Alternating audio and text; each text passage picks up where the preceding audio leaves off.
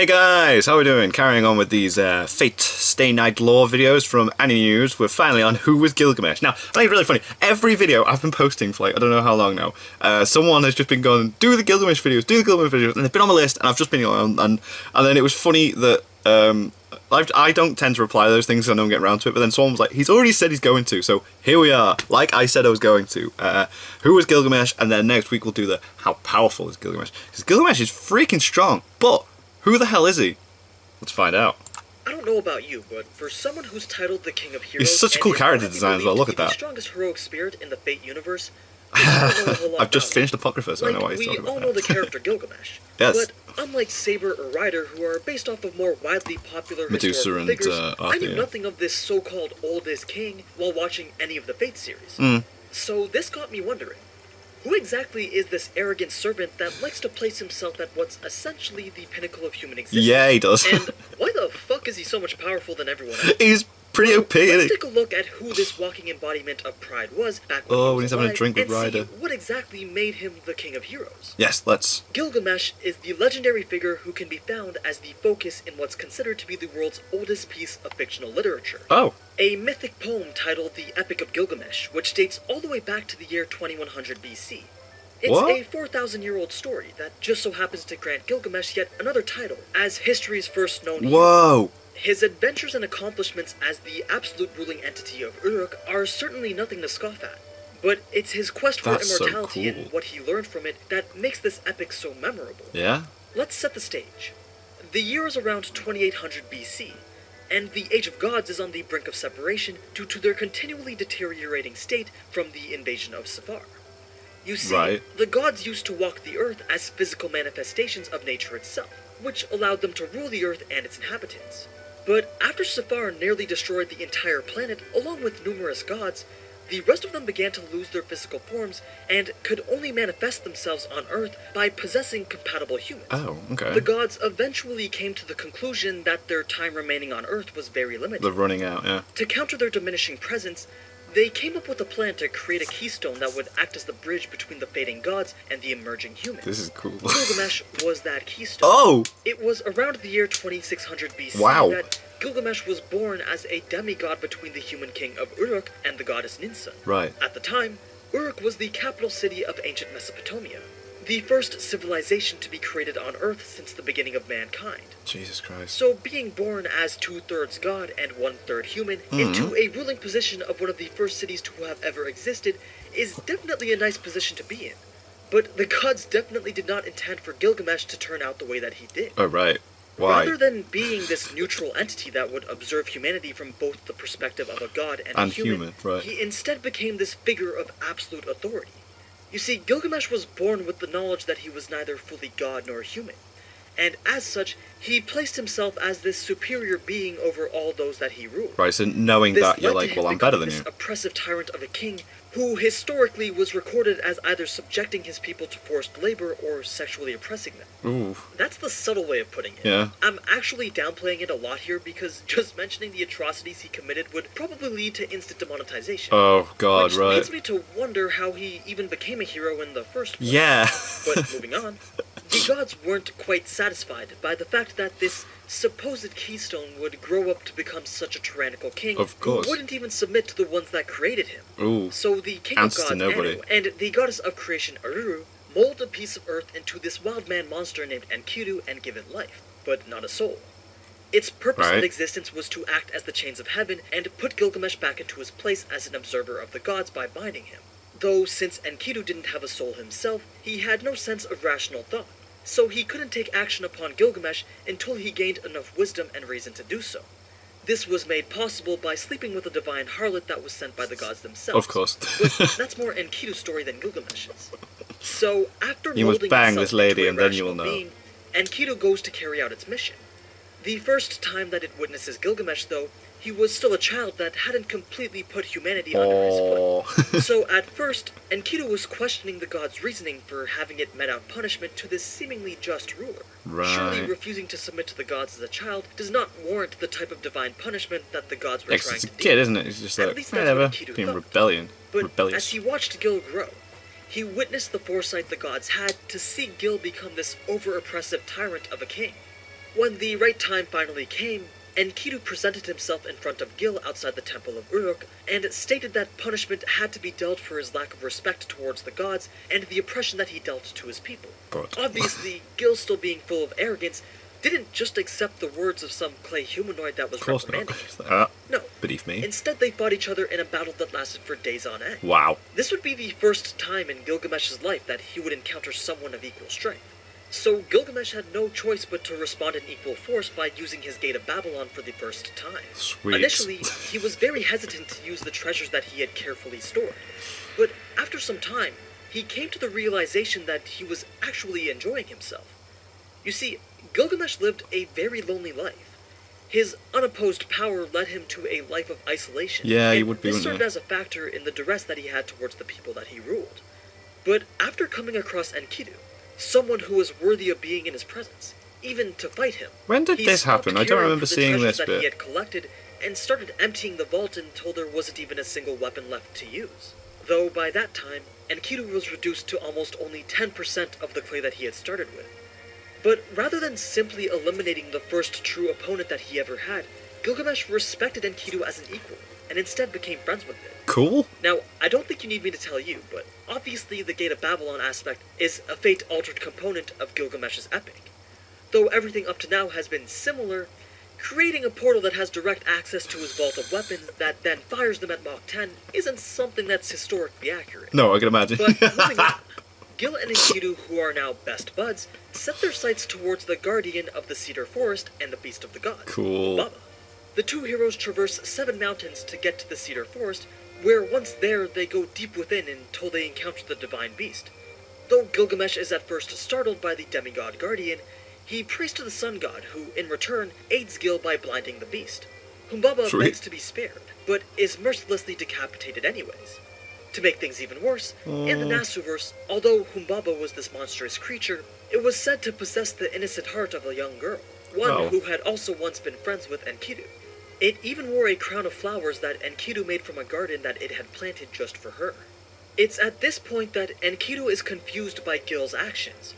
It's unsure as to why Gilgamesh would go to such great lengths to perform such a dangerous task that wasn't even requested by the gods. Right. Gil explains that it's all to protect Uruk.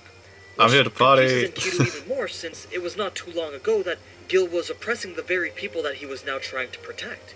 Gil explains his reasoning, and after hearing it, Enkidu pledges loyalty as a tool to help Gil reach his goals. Though this next part may be shocking, because Gil didn't accept its pledge, stating that it was his friend and not just a tool. After this, their adventures together resulted in Gil becoming the greatest and richest king on Earth. Even the gods themselves had to acknowledge the power that Gil and Obligatory gender Enkidu bend. is. One goddess in particular, who goes by the name of Ishtar, actually fell in love with Gil and proposed marriage. I know, it's heartbreaking. But don't worry, because Gil actually turned down this goddess of fertility's proposal Oh. due to her past as being, well, a thought. Ishtar was very well known for mistreating her past lovers by being unfaithful and Love it. and Gilgamesh just didn't want I'm any of it. above that. So he sent her away. Ishtar, feeling that she had just become insulted, and Whoa. being the yandere that she is, went to her father Anu, the supreme god, and requested to unleash the Bull of Heaven onto Uruk. The Bull of Heaven was the greatest divine beast that existed at the time, and it was used to get revenge on Gil for rejecting her. It had reigned terror on Earth for 7 whole years before Gilgamesh and Enkidu were able to defeat it using the very chains of heaven that were meant to bind Gil. Right. This had just angered Ishtar more, and she demanded that Enkidu be put to death for killing the divine beast. The gods also agreed, and it wasn't very long after that Enkidu slowly started to decay and lose his form. No. As it piece by piece returned to the clay that it was molded from, Gilgamesh stayed by its side. Oh. Enkidu told him not to grieve because it considered itself nothing more than just a treasure from Gil's collection. But Gilgamesh denied this claim and said that it does have its own worth, a worth that nothing else in the world can or will ever have. Gil declared that Enkidu will stay as his one and only friend forever, so Oh. that the worth that it has right now will never change. I'm sure it was actually at this point that Gil discovered the true power of friendship. Damn. But shortly after, Enkidu returned to clay and Gilgamesh grieved for his lost friend. It's at this point that he also reaches a kind of existential midlife crisis. Damn, yeah. Seeing his closest friend die greatly changed his perspective of life. Up until now, all he did was collect treasures, sleep with women, and fight beasts to protect Uruk. But now, Gil had a sense of his own mortality. He realized that death was slowly creeping up and there was nothing that he could do about it. It wasn't the thought of dying that scared him as much as it was the thought of not being able to complete his duty as the overseer of humanity. The thought of someone such as himself being unable to fulfill the very reason for his existence played a heavy toll on him. So much so that he fell into a bit of depression. Gilgamesh needed to find a way to escape death's grasp. Why? And he needed to do it before his time ran out. Yeah. So he became obsessed with a treasure that he had intended on collecting for his vault, but just later on in life. It was called the Herb of Immortality, a spirit herb that grants the user what's essentially eternal life by returning them to their youth. This was the tool that Gil needed in order to fully complete his mission. So like a man possessed, he left for the underworld in search of a sage who was pretty much the Mesopotamian version of Noah. A sage that had lived for many years, much longer than that of a normal human. So if anyone knew the key to immortality, it would be him. Their journey was long and spanned several years, all the while Gil groveled in the despair of his limited time on Earth. After decades of wandering, he finally reached the underworld and met the sage, though the form of immortality that the sage offered was not what Gil had in mind. This sage had become partially one with nature. He had joined the rank of the gods by becoming half plant and foregoing his human desires. Once again, Gil wanted none of this, and was about to turn around and head back to Uruk, when the sage, who had just had his entire existence denied in a single moment, revealed a different way of obtaining immortality. Oh. He stated that there was an herb that granted perpetual youth, and it could be found deep underwater. So Gil sets off to claim the herb for himself. To Atlantis. And sure enough, he does. Now, for the first time in his life, Gilgamesh feels a sense of pride and accomplishment. He will now be able to avenge his only friend's death by beating death itself. Gilgamesh, with his depression now gone, returns to his senses, and along with it comes some of his ego.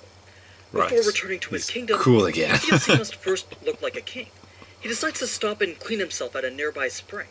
He places the herb down and goes and rests in the water. While Gil was in this state of pure euphoria for obtaining the world's greatest treasure, a nearby snake had gained a whiff of the herb. It slithers towards the plant, and as any animal would, takes the easy meal and eats it. By the time Gilgamesh had realized what was going on, it was already too late. The herb was gone, and the snake skin, proving the effects of the herb of immortality. So you'd think that after seeing this, Gil would just go absolutely insane for losing his most valuable treasure. But instead, he just laughed it off. Although he didn't gain any material rewards from his journey, he did learn something.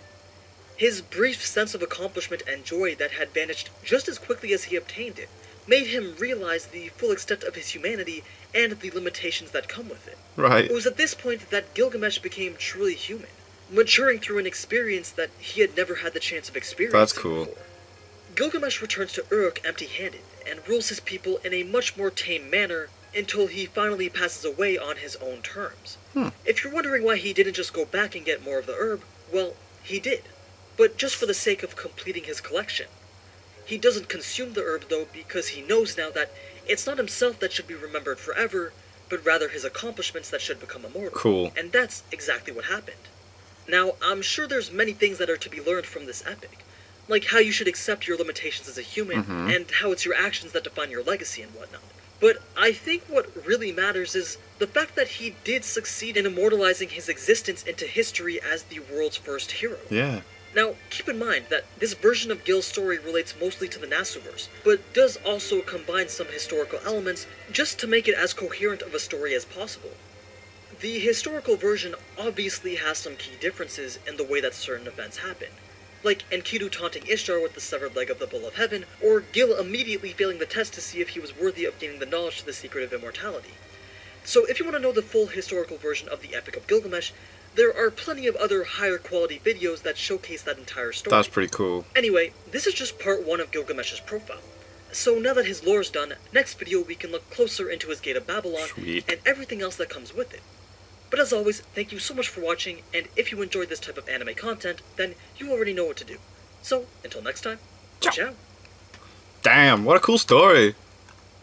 The first hero. That's awesome. Gilgamesh, cool. I like that as well. He failed and then he just laughed it off. And he's like, look, it's not me that needs to live forever, it's my legacy that needs to live on so people remember me, thus immortalizing myself. I like it. Cool. Awesome. So yeah, we'll do the how strong is Gilgamesh next, and then yeah, there's a few more oh god. There's a few more Fate things. And then, because I've finished Apocrypha, we can carry on with Fate Apocrypha Lord videos as well. This is cool! I love it! More stuff! Learning things about characters and whatnot. So yeah, thank you guys very much for watching. What do you guys think of that? What do you guys think of this? Click like, subscribe if you haven't already. Leave comments down below, let me know what you watch and discuss in future videos, and I'll see you guys. It's all you guys next time.